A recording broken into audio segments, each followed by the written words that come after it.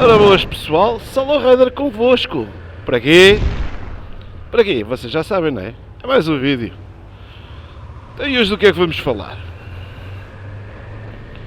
As 5 coisas que eu mais gosto e as 5 coisas que eu menos gosto na gandula AKA CB500X. Primeira delas, os falsos neutros. A de 2018, a última moto até 2018, que é as séries de roda 17, amigos, para achar o ponto morto é uma dor de cabeça. Não vale. É mau. A segunda coisa que eu menos gosto na gandula. A embreagem é rija que nem cornos. A embreagem é bué da rija. Esta é a segunda. A terceira coisa que eu menos gosto, ou menos gostava na gandula, até lhe dar um look novo, né? Era o bico de pato. Aquele bico de pato que vocês vão ver aí na imagem. Lindo como o sol em dia trovoada. Tanto é que eles no modelo de 2019 a 2023 retiraram aquilo. Bendito sejam. Parece que me ouviram. Terceira. Quarta coisa que eu menos gosto na gandula. É estes espelhos. Estes espelhos,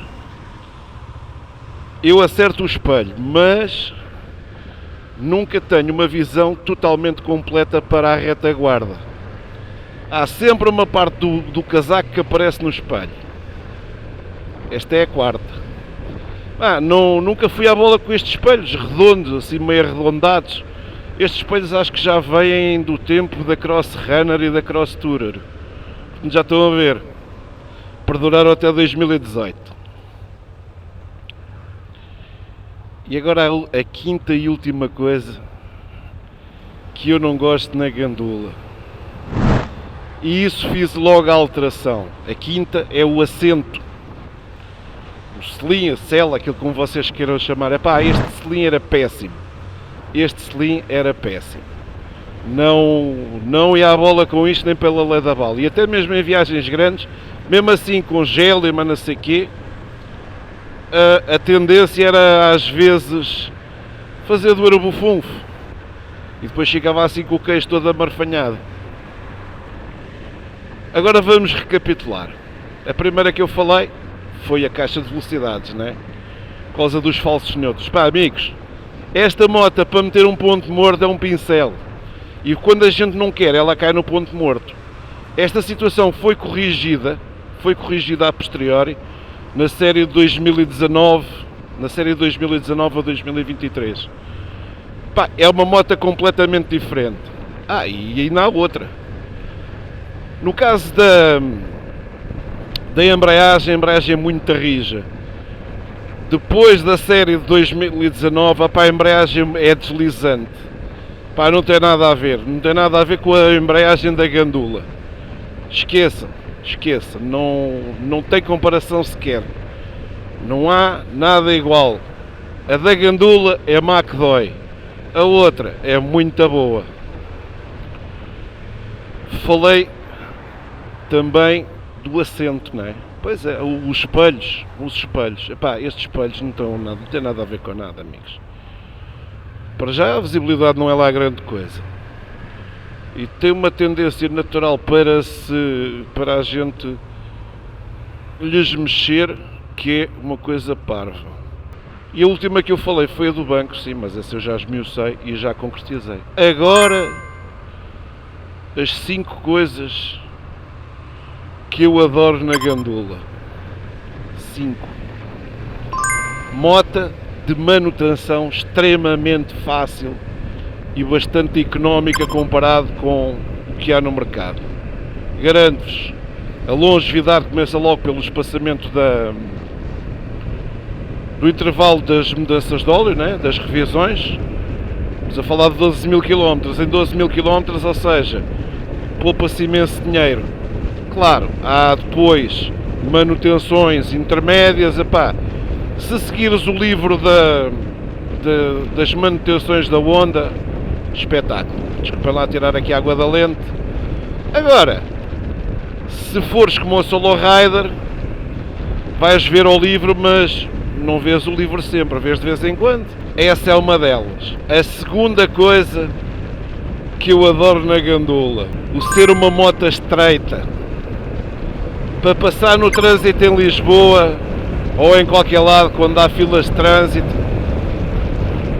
top! A moto é estreita, passa bem entre os carros. Depois tem outra coisa boa, tem uma distância entre eixos bastante curta. A distância entre eixos sendo curta, a moto é muito mais ágil. Quarta coisa que eu adoro na Gandula, sabem o que é? É o consumo, amigos. Isto é uma estupidez. Eu tenho dias que, se não andar a sapar, esta moto faz 3 e uns trocos. 3 e uns troquinhos ali no início. O melhor depósito que eu tenho feito com a Gandula foram 480 km, salvo erro, mas foi andar devagar. Esta é... E foram todas estas razões pelas quais eu mantive a Gandula todo este tempo.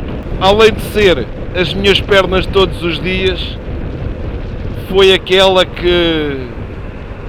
a verdadeira da One, aquela que me transportou efetivamente para o mundo das motas e querer comprar mais uma moto. E aqui falamos de uma coisa que está na calha, já está comprada, vocês ainda não sabem o que é, mas garanto-vos, é fixe, uma máquina gira, todas as specs são boas, agora tudo o resto e eu aqui metido no trânsito. Mas o que é que eu me vim meter aqui, se eu posso entrar lá à frente?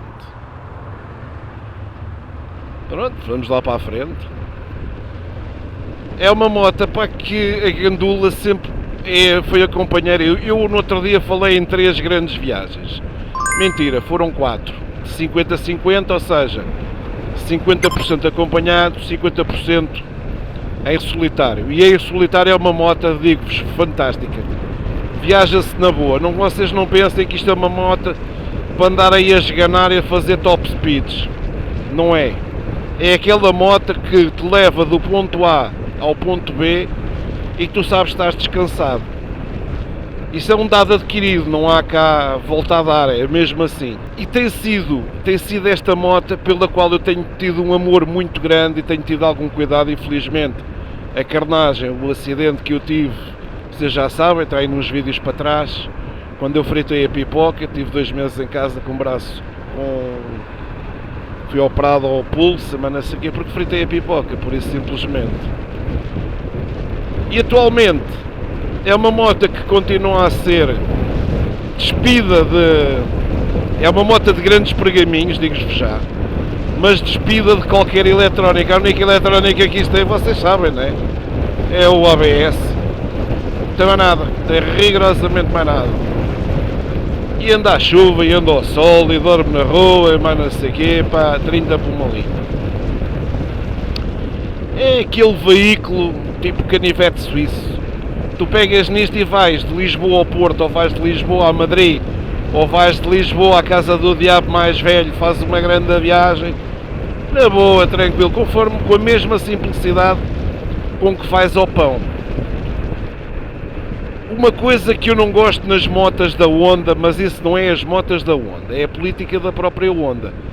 É, quando vendem as motas, vendem nas caras, e a seguir vendem-nas sem nada. Eu no outro dia mandei uma patada no vídeo sobre... que eu estava a falar sobre a Transalp ser uma moto mais cara não, a moto não é mais cara. A Honda Transalp, completamente despida, comparada com a CF Moto ou MT, é mais cara, sim.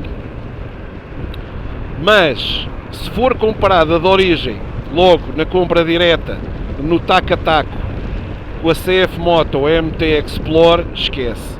A MT Explorer é a mais cara. É a mais cara, um preço substancialmente superior. Agora, quando vais para equipar a moto, aí depois a coisa pia mais fino. Uma Honda Transalp com os kits todos, ou com os packs todos de extras que tem a Honda, para ficar igual à CF Moto, digo-vos já, fica 1000 e tal euros mais cara que a CF Moto 800 MT Explorer. Eu fiz as contas, eu por acaso fiz as contas. E não, claro, não incluí os preços dos documentos, nada disso, não meti documentos em lado nenhum, mas fiz essas contas e posso-vos dizer, é substancialmente mais caro. Estamos a falar ali, como eu gostava de ver, mais 9, é perto dos 1000 euros, é ali uma coisa residual para os 1000 euros. E não estamos a falar de equipamento topo, nem tão pouco mais ou menos, estamos a falar de equipamento normal, alguns kits de origem, né? Para as motas ficarem equiparadas. Se gostaram deste vídeo, já sabem, subscrevam o canal de Solo Rider, ativem as notificações para ficar a par das novidades, pá, comentem o vídeo, que é assim que eu sei que vocês estão cá, partilhem se acharem que é de partilhar e deixem o vosso like, obviamente, tá? Grande abraço para vocês, que eu agora vou comprar um cadeado de disco, vou ali à Norauto comprar ali umas merdas para a gandula, que bem que está a precisar, tá? Grande abraço, até o próximo vídeo, camaradas.